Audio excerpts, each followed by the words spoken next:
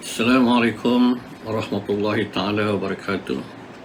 Saudara-saudari sekalian, pada hari ini saya ingin berbincang tentang isu iaitu pemikiran untuk menghapuskan subjek agama universiti. Pemikiran semacam ini di kebelakangan ini timbul di kalangan anak-anak muda kita, termasuk juga pemimpin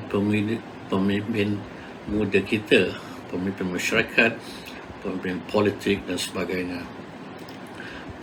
Perkembangan ini saya berpendapat ianya jika ia berkembang ataupun menjadi satu wabak, ianya akan meningkat pemikiran itu, bukan saja mencadang untuk menghapuskan subjek agama di universiti, tetapi juga mungkin di sekolah-sekolah, dan kemudiannya mereka mencadangkan agar sekolah-sekolah agama, sekolah-sekolah pondok dihapuskan. Ini satu pemikiran yang perlu kita bandung bersama dan mengambil tindakan sejauh mana ataupun apakah tindakan yang perlu kita ambil supaya pemikiran seumpama ini tidak berkembang di masyarakat kita, khususnya di kalangan pemuda-pemuda kita, ya. Jadi apa yang kita perlu soalkan ialah tentang beberapa persoalan yang perlu kita timbulkan. Satu, apakah pemikiran ini untuk menghapuskan subjek agama di sekolah, di universiti berlaku di kalangan masyarakat kita, masyarakat muda-muda kita, khususnya pemimpin muda kita. Keduanya, soalan yang kedua ialah apakah pemikiran semua ini akan menjadi wabak atau pandemik di kalangan masyarakat muda-muda kita. Dan ketiganya, apakah pemikiran semua ini berkembang dan mencadangkan penghapusan subjek agama sekolah, seterusnya menghapuskan sekolah-sekolah agama dan pondok. Dan keempat, yang paling penting, kita bersama-sama memikir dan mengadakan atau mewujudkan kawalan-kawalan supaya pemikiran ini tidak menjadi wabak, dan usaha untuk dilaksanakan pemikiran ini di negara kita khususnya. Jadi dari hal ini, saudara-saudari, saya ingin menarik perhatian tentang isu pemikiran untuk menghapuskan subjek agama ini yang telah dibangkitkan oleh ajar.com.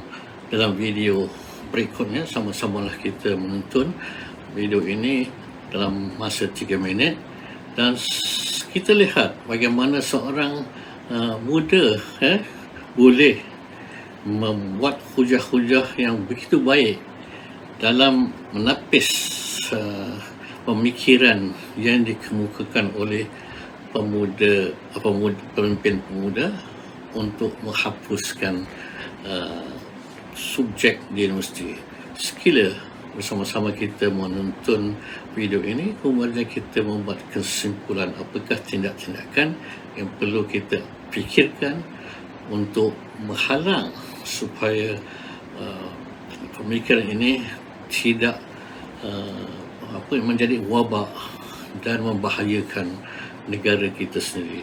Sekian, sila. Agak kritikal sekarang ni, iaitu isu yang pemikiran yang mengatakan bahawa agama ataupun subjek-subjek keagamaan, malah moral sekali, dia dah tak diperlukan lagi di universiti dan perlu dimansuhkan. Isu ni dia mula naik ke belakangan ni lah, dan malangnya saya rasa tak banyak sangat maksudnya orang yang nak respon balas. Ada video utama yang secara direct yang mengatakan bahawa agama tak lagi diperlukan ataupun subjek agama tak perlu lagi diajarkan di universiti atas beberapa sebab lah. Jadi dalam video ni saya nak respon pada video tersebut, dan dah pasti apa yang kita nak respon adalah pemikiran ataupun hujah yang bercakap tu lah, dan bukan nak sentuh apa-apa pasal peribadi ke apa ke orang yang cakap tersebut. Sepatutnya kita perlu ikut dari segi employability.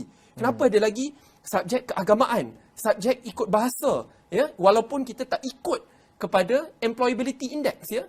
Sampai ke satu tahap, dia sangat panjang, kelas daripada pagi sampai ke malam, tapi 5 tahun belajar, kos pun jauh lebih tinggi, beban hutang pun lebih tinggi, tetapi bila keluar, you are unemployable. Sebentar. YB mengatakan bahawa subjek-subjek keagamaan dan bahasa tidak perlu dan tidak relevan dalam Saya kata di kurikulum universiti. Di universiti. Di universiti khususnya.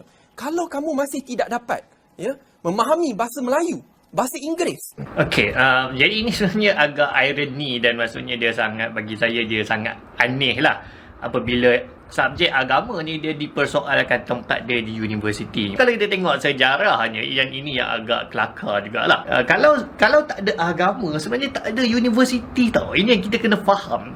Sebab sebenarnya universiti yang terawal kita tengok dalam tamadun sejarah dia masih ada lagi sampai sekarang. Contohnya macam Universiti Al-Qairawan. Dia adalah universiti yang paling tua dalam dunia yang masih lagi beroperasi sampai sekarang, diasaskan oleh Fatimah Al-Fihriyah. Antaranya adalah sebab nak melahirkan agamawan, ulama-ulama yang boleh berbicara tentang soal agama. Universiti Al-Azhar tak ada universiti yang paling tua. Malah kalau kita tengok dekat barat sekalipun, University of Paris, University of Oxford, asal usul universiti ni sendiri adalah sebabkan agama tau sebenarnya. Dan sebab apa orang agama ni dia nak berada dalam satu pengajian paling tinggi? Sebab bagi mereka, terutama sekali bagi peradaban Islam, dengan ilmu yang mereka belajar di tempat yang tinggi ni, dapat mendekatkan mereka lagi dengan hakikat ilmu yang paling tinggi sekali, iaitu hakikat ketuhanan. Jadi barulah lepas tu sistem pengajaran universiti ni dia lagi berkembang, dia mula melibatkan sains matematik. Itu pun ahli-ahli sains dan ahli-ahli matematik dia orang mengkaji sains dan matematik ni sebab nak mendekatkan diri mereka kepada Tuhan Yang Maha Esa lah. Nak sebut sikit pasal macam mana universiti dia berubah lah. Jadi macam yang saya cakap tadi, universiti ni asalnya memang adalah untuk mengembangkan ilmu supaya mendapat maqam yang paling tinggi lah untuk mencapai hakikat ilmu yang sebenar, iaitu mendekatkan diri kepada pencipta, kepada asal, sumber asal segala ilmu itu sendiri, iaitu Allah Yang Maha Esa. Apa yang dihujahkan oleh Ajal tadi mengenai saya merumuskan 3 faktor penting yang dikemukakan oleh Ajal tadi.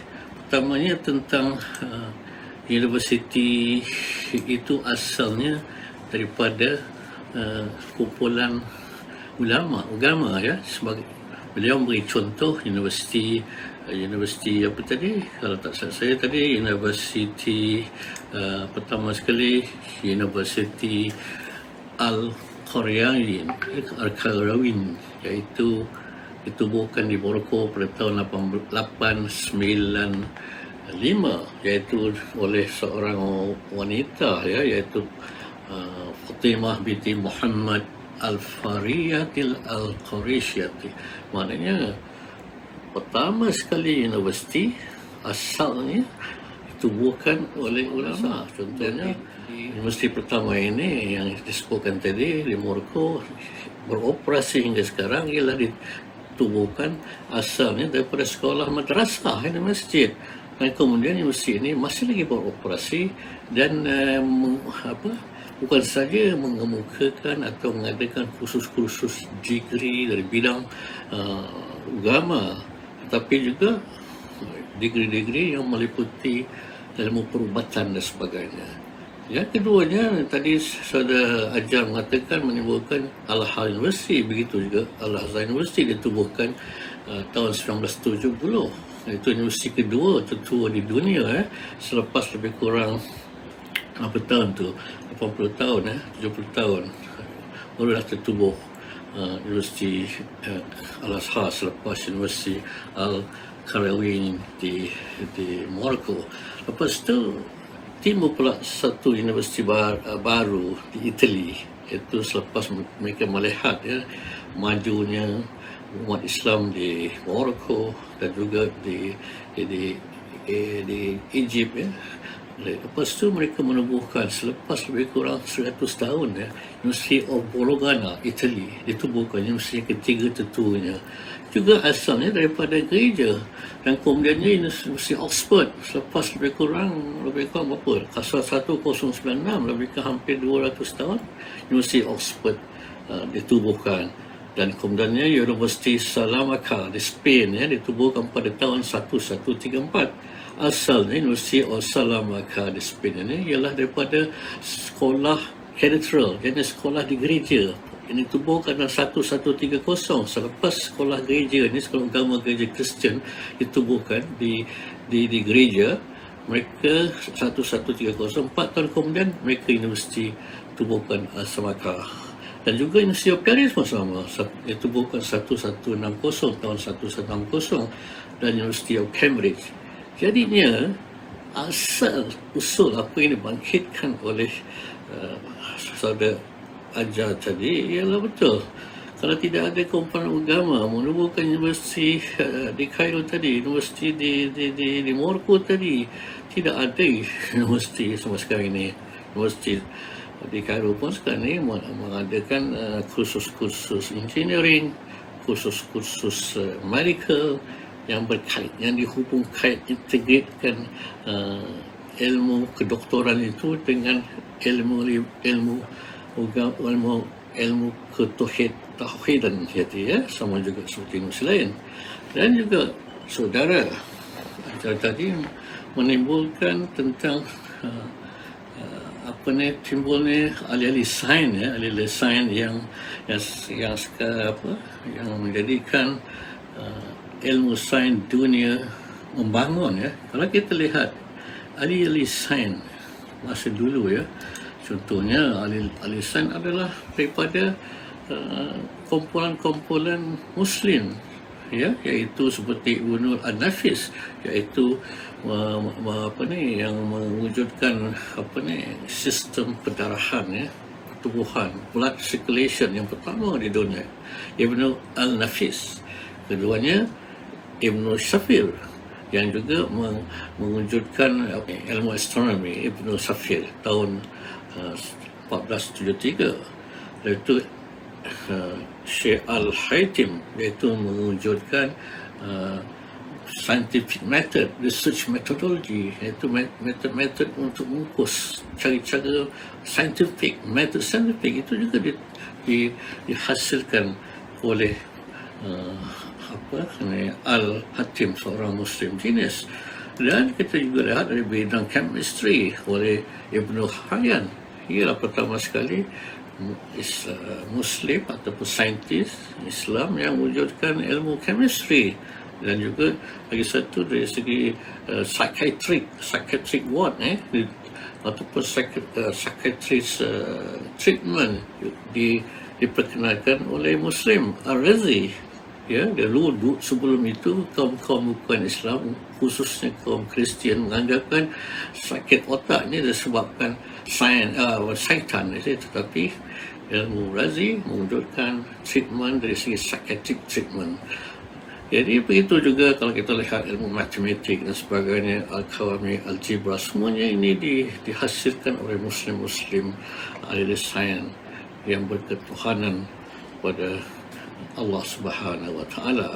Jadi apa yang dibangkitkan oleh saudara ajar perlu mengetahui perkembangan universiti sekarang ini, selepas universiti Islam maju ke Eropah dan sebagainya. Negara-negara Eropah cuba menghasingkan agama dengan aktiviti kehidupan dunia. Konsep filosofi ini dicanangkan oleh ahli scholars bernama George Jacob Holyoake pada tahun 1851. Beliau telah memperkenalkan konsep secularism, iaitu menghasingkan agama dengan semua aktiviti dunia. Maksudnya all human activities in this world nothing to do with religion. Itu konsepnya. Jadi ini telah berkembang di kalangan pemikiran masyarakat Islam semasa kebanyakan negara-negara Islam dijajah oleh penjajah British dan penjajah Dutch, France dan sebagainya. Jadi timbullah universiti yang ditubuhkan, dikelolakan oleh penjajah-penjajah mengasingkan agama daripada pelajaran aktiviti kehidupan manusia. Jadi dalam hal ini pemikiran Muslim scholar yang sedar tentang bahayanya pemikiran serupa ini ataupun bahayanya konsep sekularisme ini yang diamalkan oleh negara-negara Islam sendiri, maka tubuhlah berbagai buah universiti Islam seperti Universiti UIA, jadi Universiti Islam Antarabangsa Malaysia. Lagi kemudiannya diikuti oleh universiti-universiti lain seperti UNISEM, Universiti di Kedah, Universiti Sains Malaysia, University College Universiti Islam Selangor dan beberapa lagi universiti termasuk juga di negara Indonesia, Brunei dan juga Thailand ya. Dan sekarang ini universiti semua ini meluas bukan saja di negara-negara Islam tetapi juga di negara-negara bukan Islam yang ditubuhkan oleh masyarakat Islam sendiri ya. Jadi itunya untuk menyatukan kita. Dan juga usaha-usaha lain oleh NGO termasuk international NGO, khususnya yang saya tahu, yang saya terlibat sendiri ialah IIIT, iaitu International Institute of Islamic Thought yang berdaftar di USA dan beroperasi di Riyadh, dan juga di Malaysia berbagai-bagai juga institusi-institusi untuk mewujudkan sistem keuangan telah pun digunakan pakai di seluruh dunia.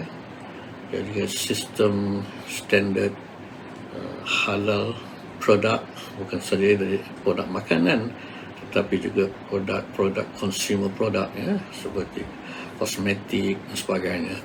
Dan juga tubuhnya Universal Crescent Standard, iaitu mewujudkan Islamic Quality Standard, dan telah pun berjaya dalam aspek Islamic Tourism. UCSC atau pendeknya Universal Crescent Standard, UCSC telah menubuhkan atau memperkenalkan Islamic Quality Standard di kalangan industri dan telah pun diamalkan sejak 2012 hingga sekarang. Islamic Quality Standard dalam bidang perhotelan, travel agent dan juga aspek-aspek Islamic Hospitality ataupun Islamic Tourism telah pun digunakan pakai bukan saja di Malaysia tetapi juga di negara-negara seperti Jepun, Korea, Thailand, Indonesia dan juga negara-negara lain. Jadi inilah satu usaha yang kita perlu perkukuhkan ya, dan kita perlu perluaskan bagi memastikan bahawa pemikiran semua ini tidak akan dapat tidak menjadi satu wabak pemikiran yang mungkin memberi bahaya kepada negara kita sendiri dan juga begitu juga kepada dunia keseluruhannya. Dari aspek ini juga saya terfikir kita perlu juga mewujudkan satu sekolah untuk mewujudkan pemimpin generasi akan datang ya, pemimpin generasi akan datang yang beriman, bertakwa dan cuba mengamalkan Islam itu kepada aktiviti kehidupan manusia harian. Ya, itu kita perlu wujudkan sekolah elit, yang Muslim elite school. Kemudian kita wujudkan college, university untuk mewujudkan future Muslim leaders, generasi baru. Itu yang perlu kita wujudkan. Saya tidak nampak adanya sekolah elit seumpama ini dan juga universiti elit ini fokus untuk mewujudkan pemimpin Muslim generasi akan datang.